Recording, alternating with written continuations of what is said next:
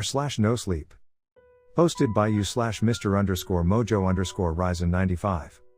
I used to work as a night clerk at a motel. I had to follow specific guidelines to ensure my safety. These are my stories. Part 1. Case 1, The Puppeteer.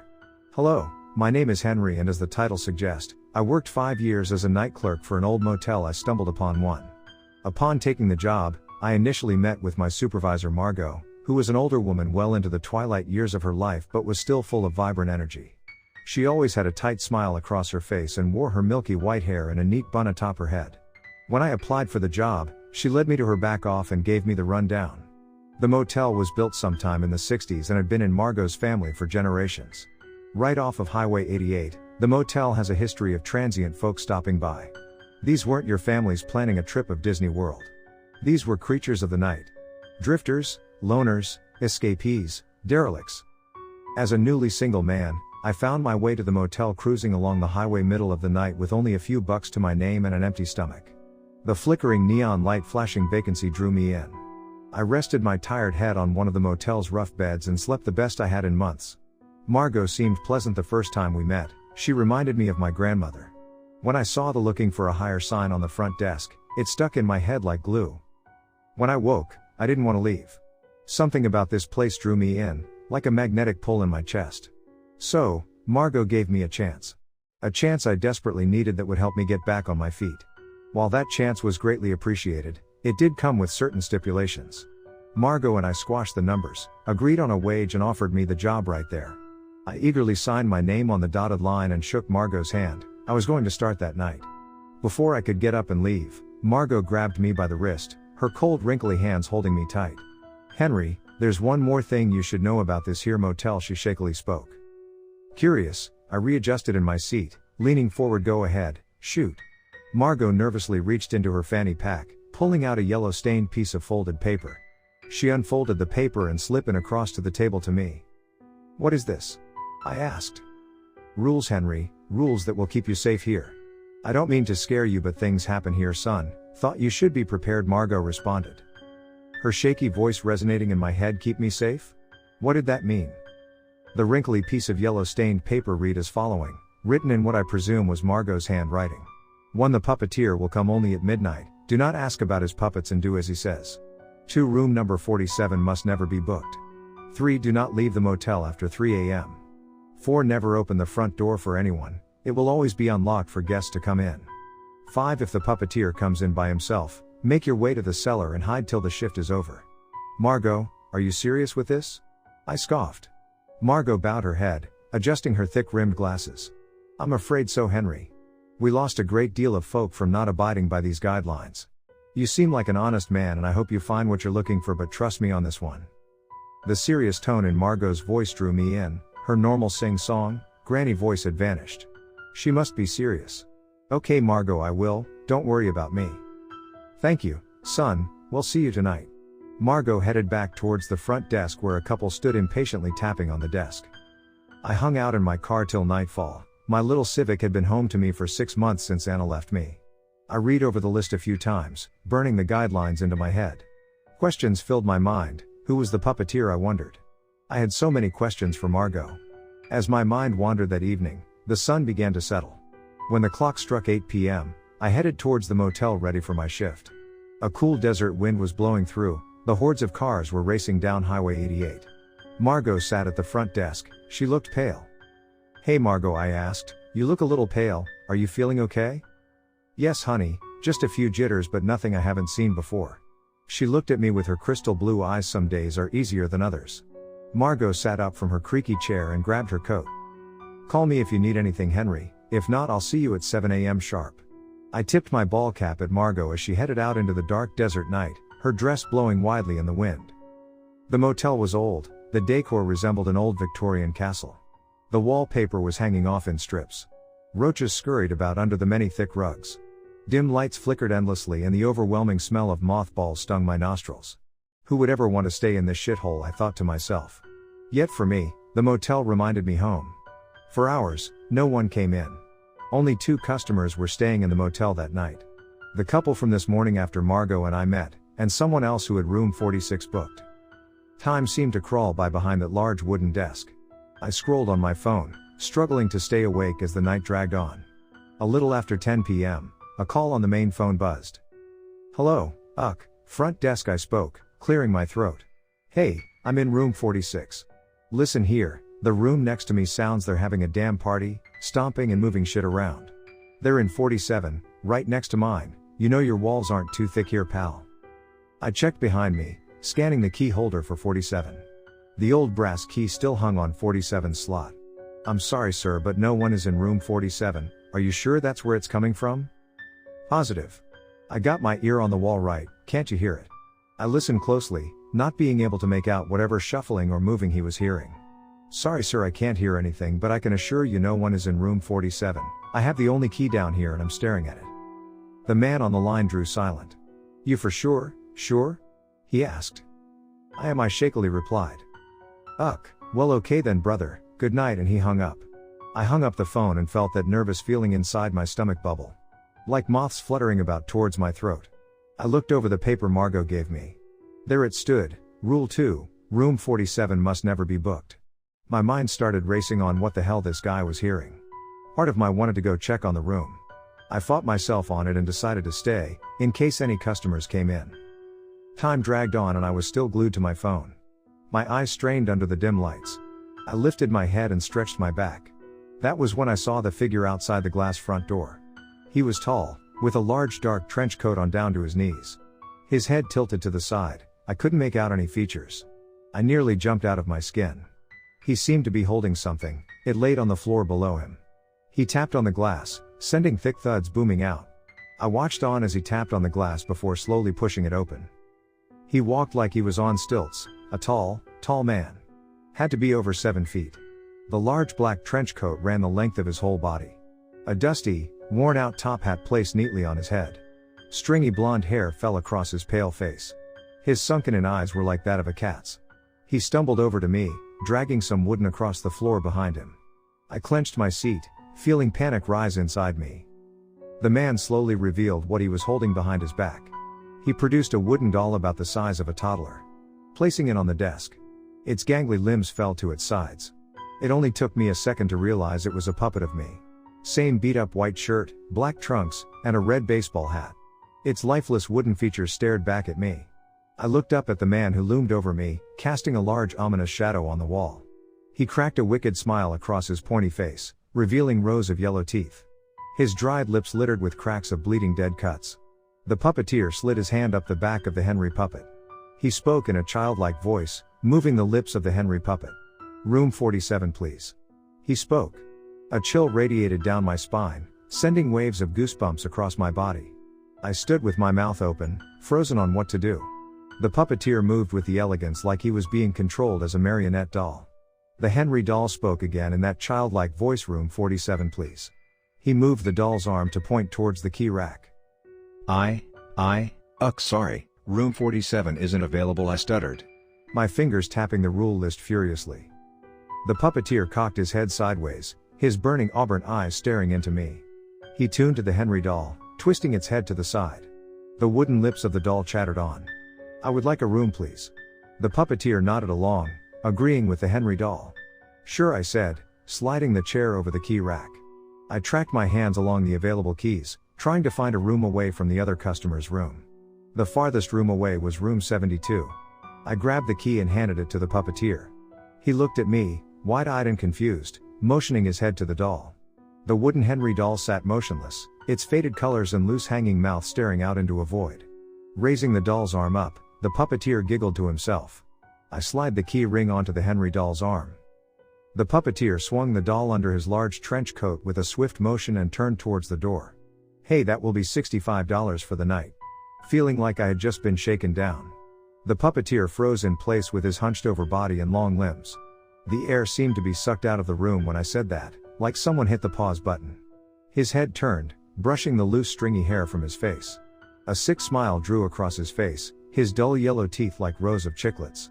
I tried to swallow the large lump in my throat, feeling my palms sweating. The pressure in my head was rising, my ears were ringing. The puppeteer dropped a few bills onto the floor and headed out the door, slipping into the dark, windy night. The night went on without any hiccups after that. As the sun began to break out from beyond the horizon, an old beat-up car pulled up front. Margot stepped out with a box of donuts in her hand. She met me at the desk and asked how my night went. I told her about the man calling to complain about room 47. Margot told me that the room usually acts up at night but nothing as bad as it does during the day. When she asked about the puppeteer, I felt like she could already sense my hesitation. She handed me a donut and pressed further, wanting to know what the puppeteer asked. I told her he came in, had a puppet of me and asked for a room. "Did you give him a room?" she questioned, taking a large bite of her donut. She chewed loudly as I told her I gave him room 72. "Oh yay, well first he asked for room 47, but I remember from the list that room 47 isn't supposed to be booked," I recalled. Margot stopped chewing, her brows raised.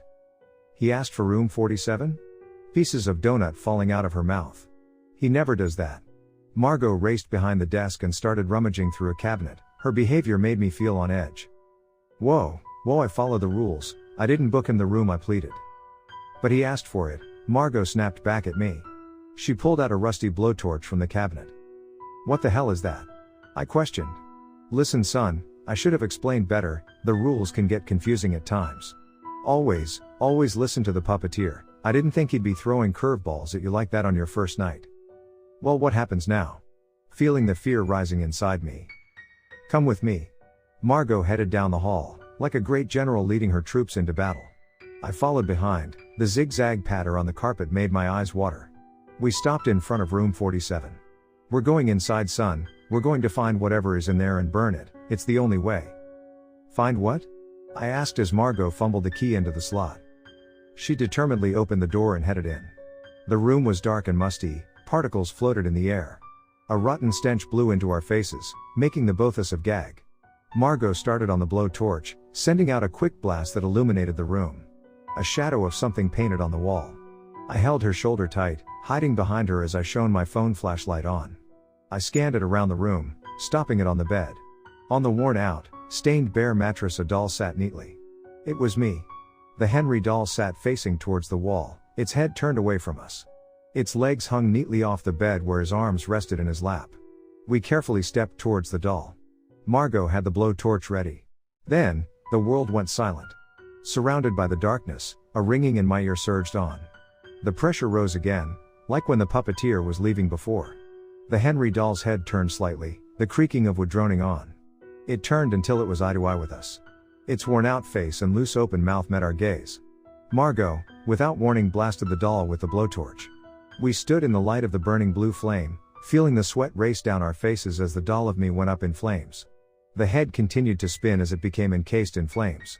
It fell to the floor, in a burning pile. Margot dragged me out of the room, and shut the door. My body surged like someone shoved a hot coal down my throat. "Wait, it's still burning, it'll burn down the motel," I cried. We stood as the orange flames burned on under the door, creating a wave of light. We watched as the flames surged on, only for them to burn out and return to darkness. The ringing in my ear faded. "There," Margot huffed and puffed. "That should do it for today." Margot and I walked back to the front desk, the box of donuts sat neatly on top. "Come Henry, let's chat a bit first, I'm sure you're eager to get some rest, but this will just take a minute." Margot and I headed to her back office, thousands of questions flooded into my head. And this was only from the first night. I used to work as a night clerk at a motel, I had to follow specific guidelines to ensure my safety. These are my stories part 2. Case 2, The Wanderers. I had left Margot's office that morning with a dull headache and a sore body. Like I had been hit by a bus. I shuffled to my car, chewing on a glazed donut. The sun was already searing. My car parked alone in the lot. The whizzing of cars going by on the ever-busy Highway 88. The desert had an aroma to it, like salt mixed with dirt. It seeped into my body, the sun tanning my skin. Margot was so kind to let me live in one of the rooms, in exchange for some handiwork to do around the motel. God knows this place needed it. Days turned into weeks and Margot and I grew closer. Spending our time reminiscing about one's life, adventures, lovers. I grew quite fond of Margot. While Anna had broken my heart, Margot seemed to find a nice healed spot all to her own. My night shifts at the motel became more routine. Sure, creepy shit would happen time and again. Pictures would be ripped from the walls, whispers floated through the halls. Every so often you'd catch a shadowy figure walking past you. You'd swear you bumped into something or something would brush up against you when you're all alone. Margot was well adjusted to these things, I was still playing catch up. Occasionally, a tap on the glass would startle me. He'd be standing there in the dark, his long trench coat swaying. At times he'd want a room, directions, or one time he wanted me to pour him a drink. Luckily, I had a bottle of vodka tucked under the desk hidden from Margot. I went to grab him a glass and when I returned he was gone. Margot and myself came to the conclusion that he was not human. He was something otherworldly. He doesn't eat, nor drink, we don't even know if he breathes. All we know is that he's tethered to this motel and if you don't follow the guidelines, something sinister will happen to you. While the puppeteer, extremely unsettling, became just a routine. What always threw me for a loop was Rule 4, never open the front door for anyone, it will always be unlocked for guests to come in. The first night it happened must have been 6 months after I took the job. The puppeteer had been hounding me for a while, then his visits became less frequent. That's when the wanderers started coming. Margot likes to call them wanderers. They wander around the building, begging to come in. If you let them be outside in the cold, they won't bother you. A young man by the name of Paul worked at the motel for 3 weeks. Margot said he was arrogant and handsome, something he knew fully of. Margot has the building outfitted with surveillance cameras, inside and out. More than once has a convict or criminal been racing down the highway avoiding the law and stumble out to Margot's establishment looking for a place to lay low. Well, Mr. Paul was sitting at the wooden desk one night, flipping through a nudie magazine when a knock came on the front glass door. Paul looked up to be greeted with a young, petite blonde. Margot explains that woman called out to Paul, begging for her to be let in. Too sure of himself, Paul headed towards the door with the rules in hand. He was face to face with the pretty blonde, separated by the thin glass door. The camera conveniently cut out, the last shots to be seen were Paul opening the door and the young blonde stepping through. Margot pulled up to the motel early that morning, the front door wide open. She cautiously headed inside to find Paul laying in a pool of his own blood. His chest was ripped out in a hollow cave. Rib bones sprayed apart like a sick art piece. Margot was pretty upset after that one. Gone so quick. But she didn't have the heart to leave this place. After all the history her family has with this building. Like I said earlier, the motel had been in her family for generations. Unsure when the sinister nature of the motel started, Margot had been a seasoned veteran since she was a little girl. I just wished she was there when my first wanderer came to visit. The motel hits a slow spot in the winter months. The desert gets cold, icy winds race through while howls of coyote packs fill the air. Only one guest was at the motel that night. A bulky, middle-aged man covered in tattoos. I figured he was some kind of biker. I sat at the desk trying to solve a Sudoku. Well, the night rolls on, I'm getting closer to solving the Sudoku when a thunderous crash above me nearly makes me soil myself. I'm covered in dust and plaster from the pounding on the ceiling. Frustrated, I grab the wooden baseball I kept behind the desk and headed towards the room above. I bang on the door, knowing the biker is in there since he didn't leave after he checked in. Only one way into the motel, one way out of the motel. Hey! Open up, what the hell was that? I pounded on the door, it slowly pushed open. I stood back, the door creaking open. Hello? I asked the darkness before me. A faint breeze blew from within the dark room. I waited in front of the darkness, my grip on the bat whitening my knuckles. As the pressure rose, I waited for the biker to come charging out. I barely heard the desk bell chime over the ringing in my ears. I pulled myself away from the room, like pulling apart a magnet, and headed to the lobby. Empty. I circled the lobby, no one was there. A place like this, your mind can start playing tricks on you. As I went to sit down, the same loud crash came right above me, covering me in more dust and plaster. That's it, I shouted. I nearly fell over when the figure at the door appeared. The biker stood behind the glass door. Frozen, not moving a muscle. He lifted his thick hand and wrapped it around the door handle. I prayed that he would be able to open in. Looking at his hand like he was trying to force it operate, his beady eyes met mine. Henry? He said in a voice much higher than a scary-looking biker. Henry, the door won't open, won't you let me in? My stomach churned when I heard him speak, that stomach-dropping feeling like when you go off a roller coaster drop. His fingers still wrapped against the door handle, I could see his veins pulsing through his neck. I didn't say anything. Henry, it's cold out here, please let me in, the biker continued, sounding more and more like a little schoolgirl. I slowly made my way to the desk, never letting go of the baseball. The main phone rang, my eyes darted towards it. The biker ran away from the door, giggling all the way. Yes, front desk, how can I help you? I asked. What's the deal with room service around here? I'm fucking starving, the biker demanded. My mind froze. Was I dreaming, I thought. Hello, anyone home? I said, what's the deal with room service? You got any food down there? Yay, yay, sorry about that. There's a vending machine on the second floor if you like, I shakily responded. A fucking vending machine? You got to be kidding me. The biker hung up. A little giggle came through the phone before it clicked off. I stared at the phone wide-eyed, feeling that cold shiver shimmy down my spine. I don't remember much after that. All I know is I rested my head for a few moments on the desk, and the next thing I know I'm being startled awake by glass shattering. I jump up, only to catch a glimpse of someone running away. One of the glass doors had a large hole broke through it. I ran towards the door and watched as someone disappeared into the darkness. It was like a reflex. I ran out after them into the desert. Wish I would have checked my watch. It was well after 3 a.m. When you're tired, you can't react to your fullest potential. I wasn't thinking straight. I was reacting to whatever punk messed with the motel I was trying so hard to upkeep. There's a few things I regret in my life, few mistakes but many lessons learned. This one here was a hard lesson. As I faded further into the darkness, my hopes quickly washed out of catching whoever was out there. I stood surrounded by the darkness with the constellations above me. The dim flickering lights of the motel behind me. I never realized how small I was standing alone in the middle of this vast desert. That moment of curiosity was quickly cut short when I heard my name being called from within the darkness. Henry? A woman's voice called out. I swirled around in the darkness searching for where it came from. Henry? A man yelled out. I'm here, I cried out. Henry? Henry? Henry? Henry? Men, women, children all called out from within the darkness. My head spun with confusion. I crumpled to the floor, feeling the pressure build up in my head as the voices droned on, like they were seeping into my skull. I yelled out in pain, my teeth grinding hard. Their footsteps grew louder, circling all around me. When I felt like I was going to explode from the pressure, the voices screaming inside me. A bright flashing light shone on me. A car stopped before me, the headlights illuminating my crumpled body in the dry sand. Margot stumbled out of the car and raced towards me. She helped me to my feet and brought me to the car. From beyond the distance of the car headlights, hundreds of people stood motionless in the darkness. Margot stuffed me inside and reversed the car, heading towards the motel.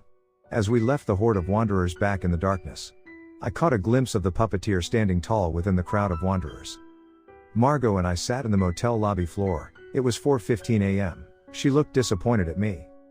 I'm sorry, Margot, I didn't check the time and I was so tired. But do you see the door? One of them tried to get in here, I cried. Margot turned away from me, rubbing her forearm ever so gently. Are you okay? I asked, holding her shoulders softly. When I came to get you, one of them got me. Margot lifted her shirt sleeve up, revealing her thin, veiny arm. A pulsating red burn marked the length of her arm. Black and red veins coursed through it. I lightly grazed it, nearly burning to touch. Margot flinched away in pain. When I ran out to grab you, I saw him in the crowd. The puppeteer? I asked. I saw him too. Margot hung her head low. Well, I saw him and he sure as hell saw me. We stared at one another for a moment. I got lost in those auburn eyes. Something inside me wanted to wade through the crowd of people and go up to him. That pull got broken when one of the wanderers grabbed me by the arm. I'll tell you, Henry, it felt like someone stuck me with a hot poker. It was a young girl, straight brunette hair. She had these coal black eyes and just stared at me with this blank expression. I managed to pull away from her and get to you. I've never seen that many wanderers before, Henry. I got a bad feeling. Me too, Margot, me too. We sat together in the lobby the rest of my shift. Margot rested her head on my shoulder, nursing her arm. I watched from the broken glass door as the sun rose above Highway 88. It was going to be a hot one today, I could already feel it. Margot wasn't the same after that night. I regret ever going out there that night, especially what came following. I used to work as a night clerk at a motel. I had to follow specific guidelines to ensure my safety. These are my stories, part 3. While the wanderers left me pretty spooked, Margot took it harder. That burn on her arm, well, it never quite faded. Weeks, months later, the burn radiated on like she had just gotten it. Margot couldn't sleep at night. She'd wake in a cold sweat, heart racing, swearing that someone was watching her from outside her window. Out there in the breezy desert nights. It all came to a crash one hot summer night. Winter and spring flew by. As more people traveled the far Highway 88, our customers became more frequent. Margot and I made a good tag team. She trusted me to do the right thing. And for her, I don't think I could ever repay her for dragging me out when the wanderers circled me. Something in my stomach felt like I was at the end of my rope that night.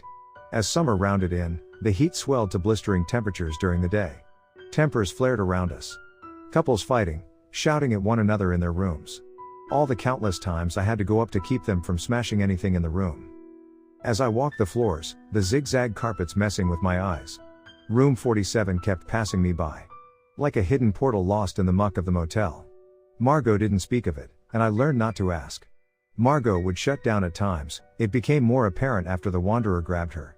She'd stare out into the vast desert around us, only the light of the neon motel around her. Just staring. Like she was watching something, or something was watching her. Wanderers came and went after my fateful encounter with them. Margot explained that she never seen that many at one time. We started thinking that it had to do something with me. Margot tried keeping an eye on me. I am forever grateful to her for that. Well, one night, I'm sitting at the desk flipping through an auto magazine. I was starting to have the feeling that I needed to leave this place. Something inside me wasn't pulling me towards the motel any longer. I could feel it fading. The once powerful magnetic pull seemed to be switched off. I was feeling something different as the weeks went on. Like I wasn't wanted here. I noticed movement in the corner of my eyes. I slowly peered up from the magazine to see him standing there. The puppeteer standing tall, his long trench coat hanging down to his knees. I watched as he lightly tapped on the door as he does before entering. I put the magazine down and examined him as he walked in. Like a performer on stilts, his movements janky and uncoordinated. That pressure started rising in my head as it did every time he appeared. He reached behind his back. I expected him to pull out another puppet. After the Henry doll that he showed me the first time he appeared. All the other dolls have been of random people. No one that I recognized, that is. Well, he pulled out a puppet and sat her firmly on the table. One that was unmistakable. A perfect doll replica of Margot. Neat white hair atop her head and a tight bun. Thick rimmed glasses. Her yellow polka dot dress she wore every Friday. I watched in amazement as the puppeteer slid his hand up her back. The doll's head turned towards me, its thick wooden lips drooping open. Margot's voice spoke, "Hello, Henry." I didn't say a word. The puppeteer stared into me with his burning auburn eyes.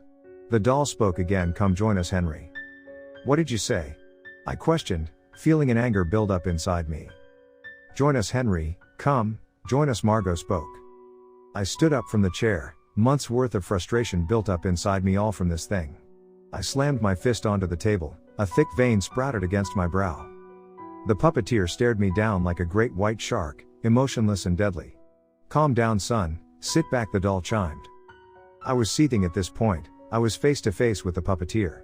I could see his thin, translucent skin reflect the dim overhead lights. "Why do you have her?" I asked the puppeteer. Huffing and puffing. A wicked smile drew across his face. Something inside me made me feel like I had done something terribly wrong. The puppeteer let out a maniacal laugh, squeals and shrieks filling the air.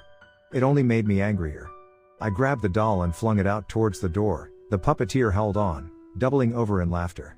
Slapping his knees and wiping tears from his eyes. I screamed at him out. My voice harsh and raspy. The puppeteer froze, his body stiffening, like someone hit the reset button. The dark, ominous presence cascading over again. Something didn't feel right inside me. I watched as he took a step forward towards me.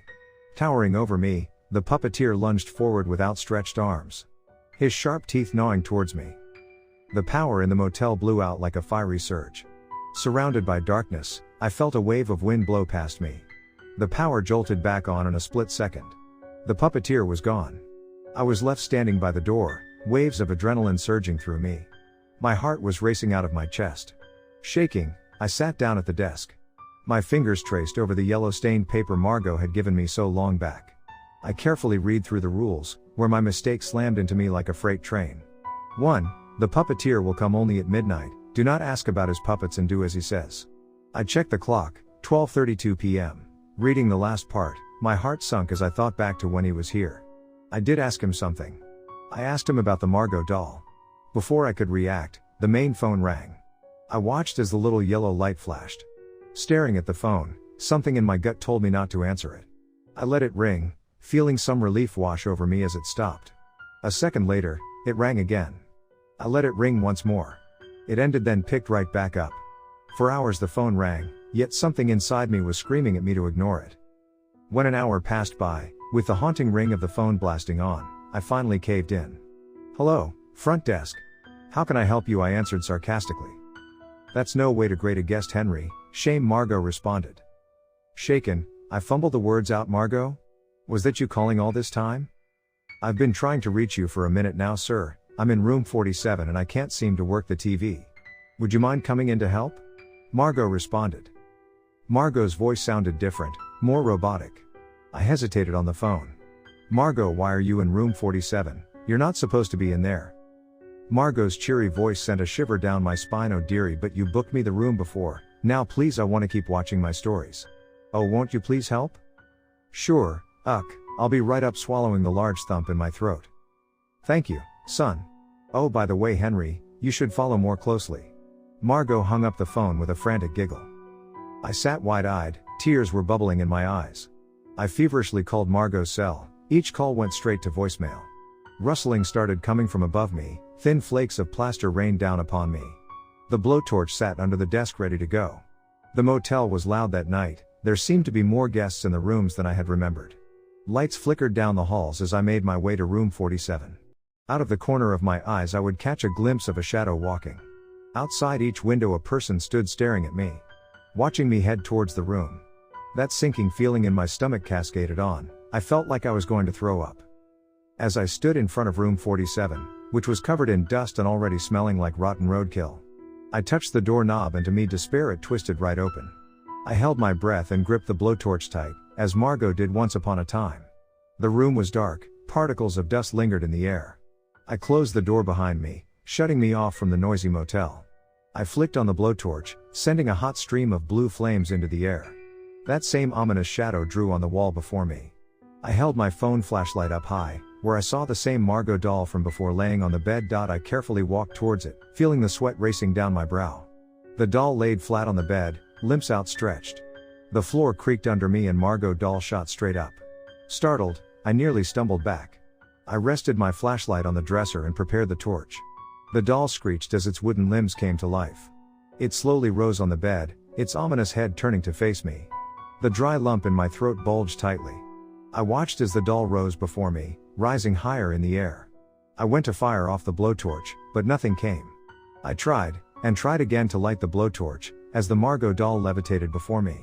Whispers filled the air. My fingers nervously unable to light the torch.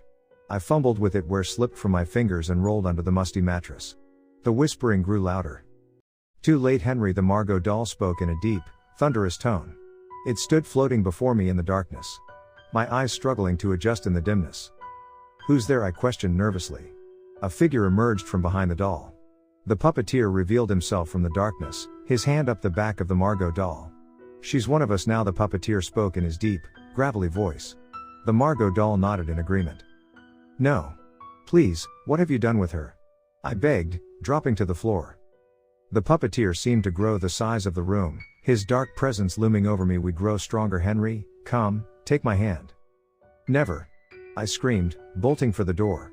It struggled to open it, the pressure was rising in my ears. The doll dropped to the floor, sounding like someone dropped a pile of logs. I screamed out for help, pounding on the door. My screams were cut short when the sounds of tiny footsteps came from within the darkness. I pounded on the door as the footsteps carefully drew closer. With a final kick, I burst into the hallway. Flies and moths fluttered out from within the room. My ears were ringing, like someone fired a shotgun next to my head. I struggled to stand as I watched the door to room 47 slam close. Giggling coming from within the darkness. The pressure in my head began to drop, yet that sinking feeling in my stomach only seemed to fall further. I raced to the front desk, passing by windows where wanderers stood outside, all following me. I grabbed my keys from my jacket and raced towards my car.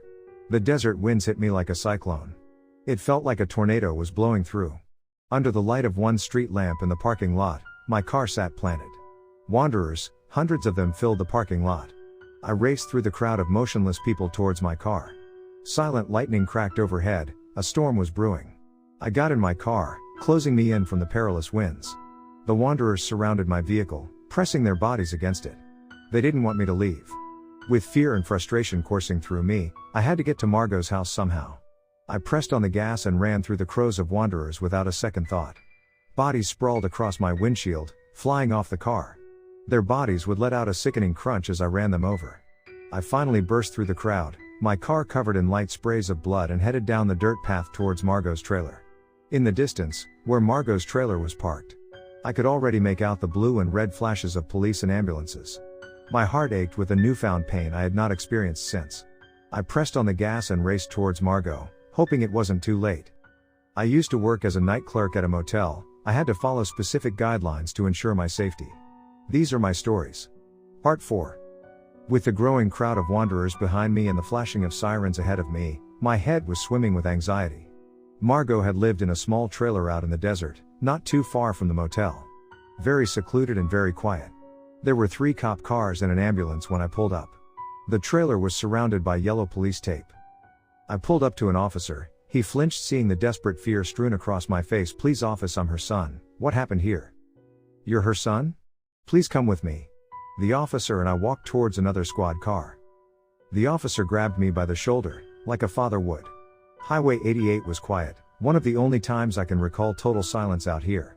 My mind blocked a lot of the pain that night. Only a few things stood out from our conversation before it hit me like a sucker punch.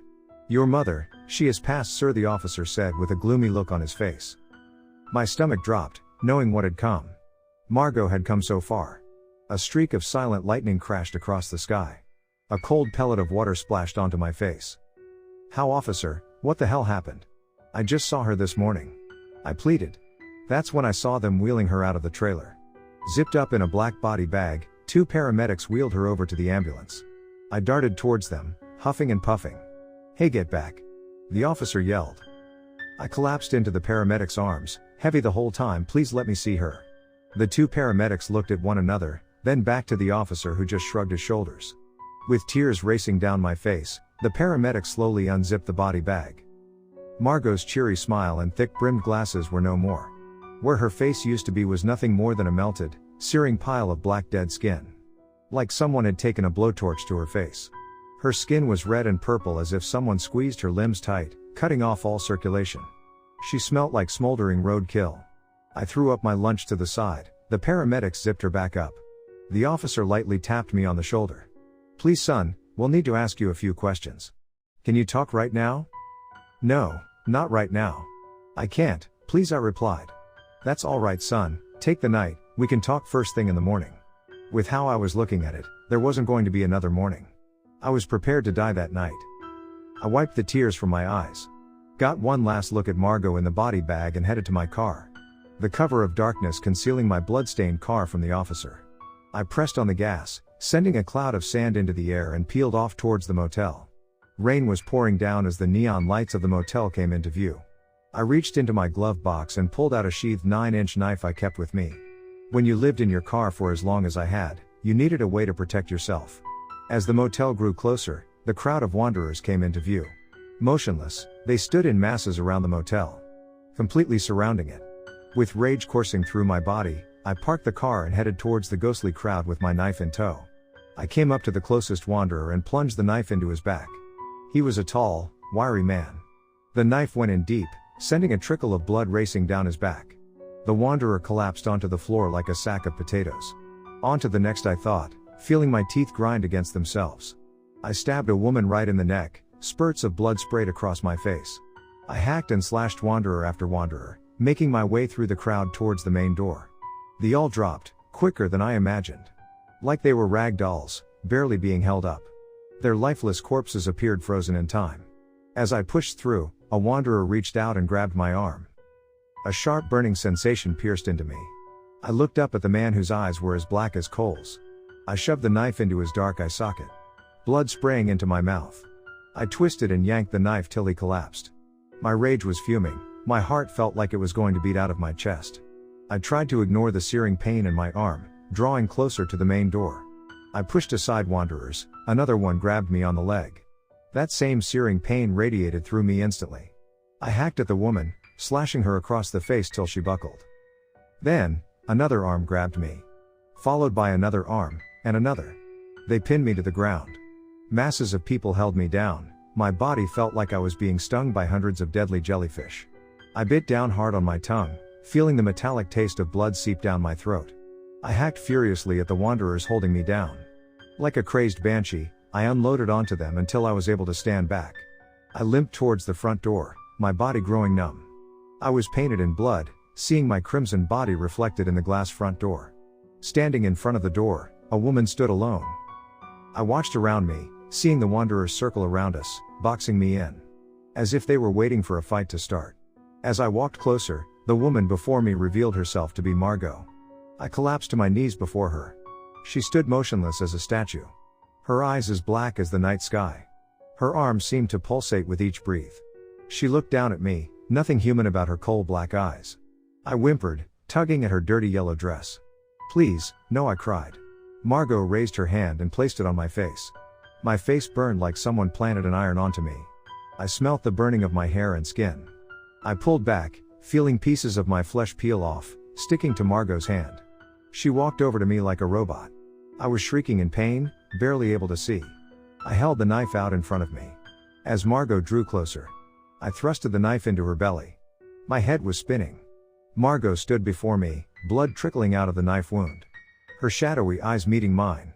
I slipped the knife in up to the handle and started pulling down. Margot came down with each pull I did. Blood surged out of her like a dam opening. The pinks of her intestines spilled out over my hands. I fell backwards, staring up at the constellations as rain poured over me. Margot fell face forward, landing in a wet slap on the knife as it was thrust into her belly further, puncturing her through her back. Her dead face met mine, a sick smile was drawn across it. I laid there for a while, one by one the wanderers faded into the dark desert. I laid as the cool rain washed the blood over me. I held Margot's hand as the night drew on. I don't know when, but at some point, I must have fallen asleep. I awoke to the bright morning sun above me. The hard floor under me, my back ached horribly. I was caked with blood and my skin was scabbed and torn all over my face. I felt sore all over. I looked to my side where Margot once laid to find her gone. All that remained was the knife I used to kill her, dull and bloody from a long night's work. With Margot gone, a light seemed to blow out from my heart. My already fragile heart, built up by Margot. Only to be crushed by whatever the hell inhabits these lands. In the next few weeks, I was able to find answers to some of the motel's problems.